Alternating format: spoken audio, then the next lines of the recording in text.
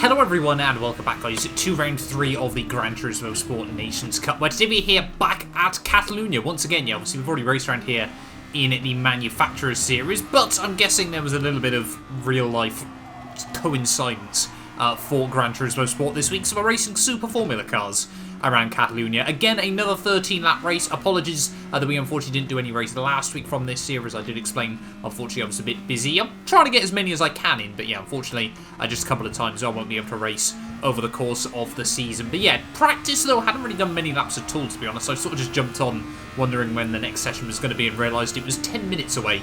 So yeah, really didn't get much chance to practice, but generally I do enjoy these Super Formula cars. Unfortunately, qualifying hadn't gone too well up to this point. I ran wide on my first lap, which obviously invalidated that lap, got me a penalty for the second one as well, through turn 9, so it really did just lead me down to this last lap, right in the dying stages of qualifying there on some not badly worn rubber, but certainly not quite what I would have wanted as well. They're using as much overtake as you can around a lap round here as well, and obviously this track is pretty much just all about trying not to understeer these cars.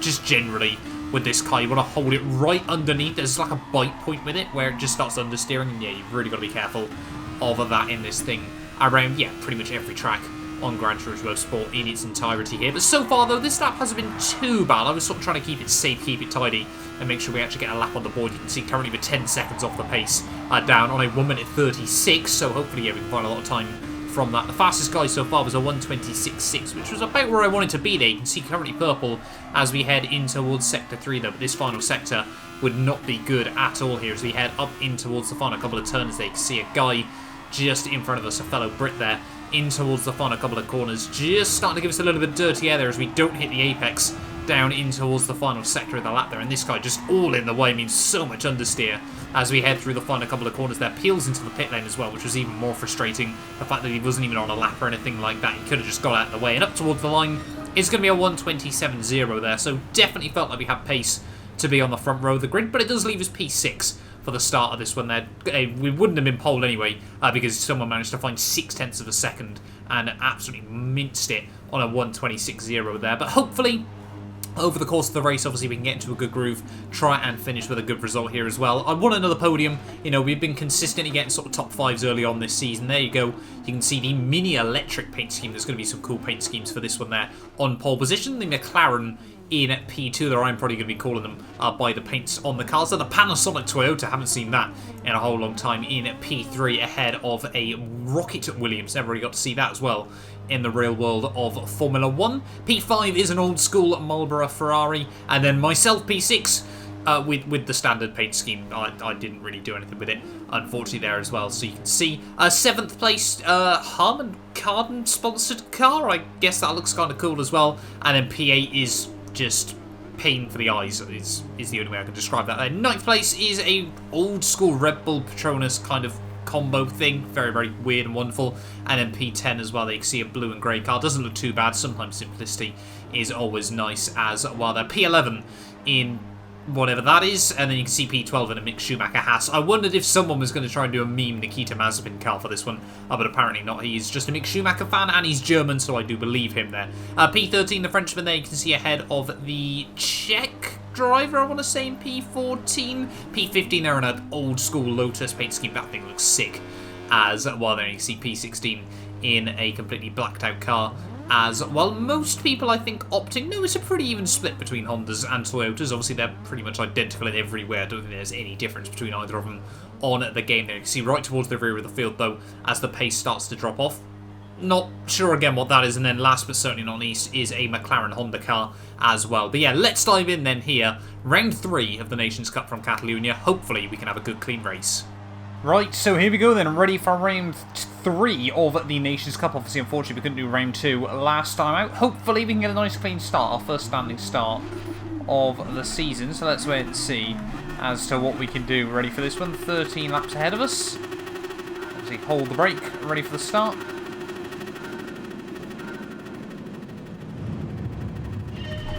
Nice, lights out, and away we go. Not off to the best start in the world, I'll be honest, as I don't know why the brake bias keeps going all the way back. As we head down towards turn 1 though, we'll just double check the radar. 13 laps ahead of us though. We'll go nice and early on the brakes in towards turn 1 there, a lot of understeer.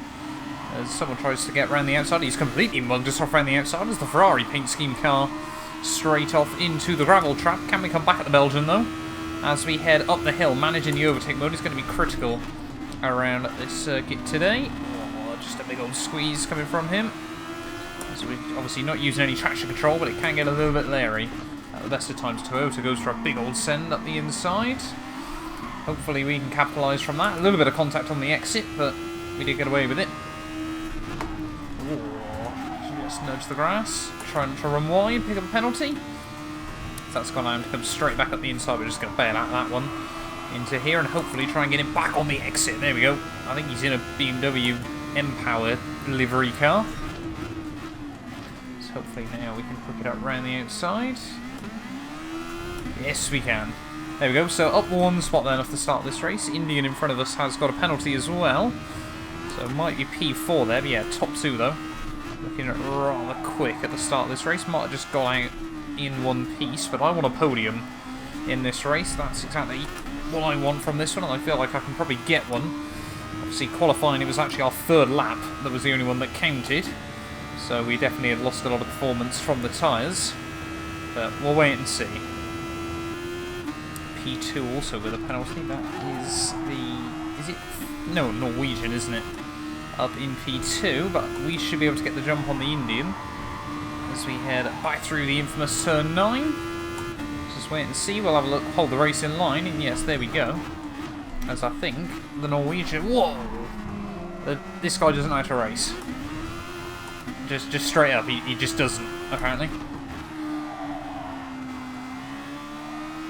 So we're going to have to try and get back past him down in towards turn 1 if we can. Come on, get on with it. Catastrophic understeer through the final corner. We'll use a load of overtake mode. Try and see if we can line up a run past him. He's going to go defensive on us. So we'll just keep boosting. Back down towards turn 1. Thank you very much. Should be it sorted. Try and show him the door.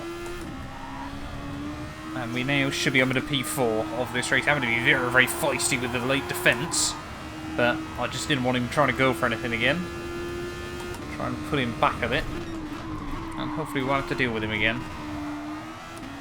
Tyre wear, yeah, really isn't too bad in this car so far. I think it's only 5 times wear for this one. I was hoping we could try and get to the end of lap 6. But looking at it, we should be able to go a fair bit further in this race, as that's a lot of curb through turn 1.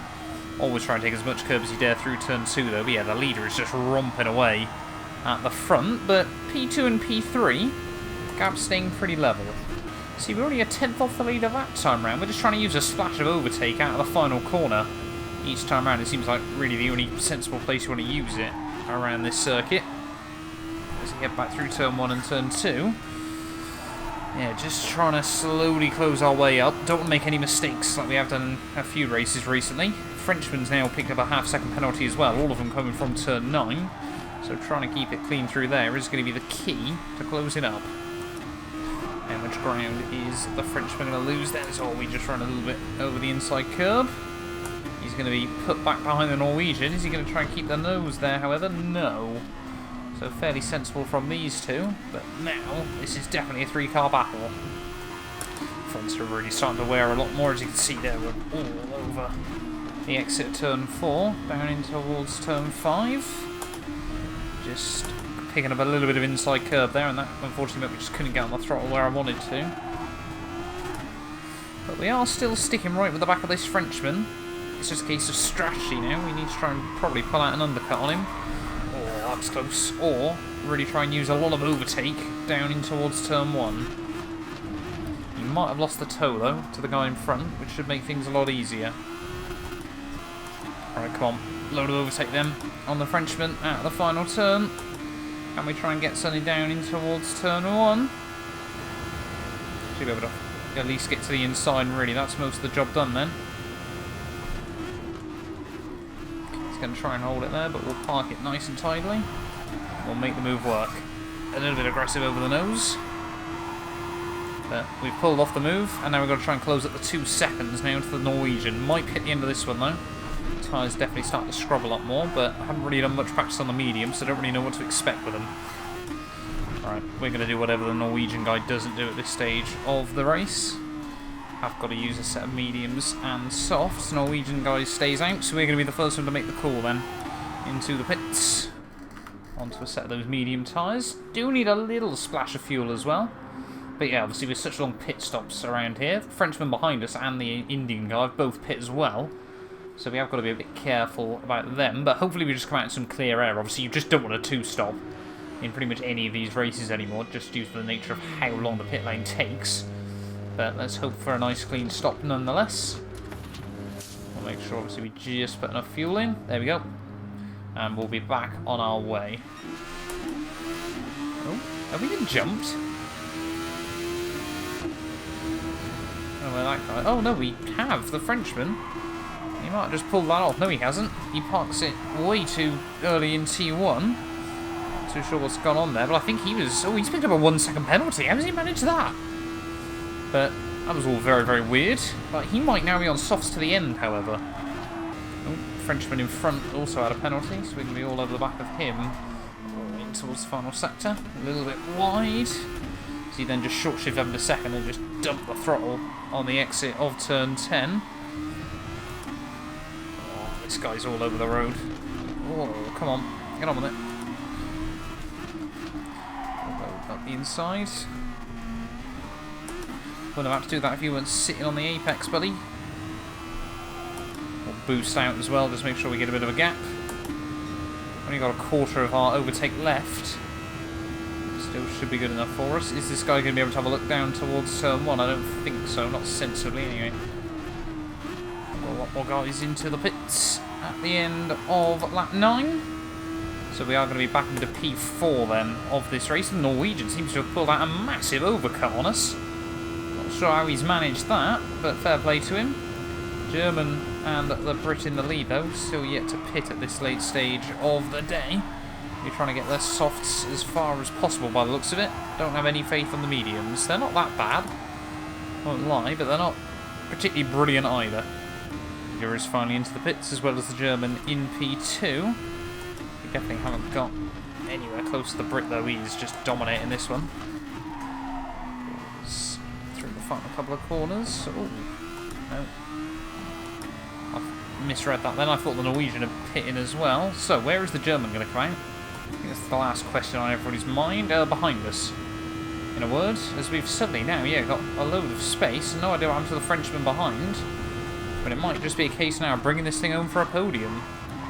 Well, heading on to the final lap then of this race. Hasn't been the most dramatic finish like we've seen in a lot of races recently. But is still going to be some big championship points on the board. I think points-wise, this might be our best result we've had of the year so far. Across nations or manufacturers. It just seems to be the same, just consistent, like, top 5s that we seem to be able to get in these races. So I think every race in both series, we've had a top 5. So we've done pretty well early on this championship. I'm sure it'll go catastrophic wrong at some point over the course of the year. But yeah, anyway though, Norwegian in front I think has picked up another penalty towards the end. We've actually gone penalty free, which I'm pretty happy with at the end of this one. I say that. Are we going to go a half-second penalty with that minor excursion? No, it looks like we're not, luckily. So in towards the final few corners though. The other Brit in the lead though has absolutely dominated this one. No idea how he had the pace he had, but this car very, very much separates driver talent. In towards the final couple of turns though, we're getting a warning that we need to refuel, so we know we nailed that strategy. The Norwegian's going to come through for P2. No, we're not having that, thank you. Almost spinning it through the final corner. But we're going to come through a final turn, P3, at the end of the day. I will take that rather happily indeed.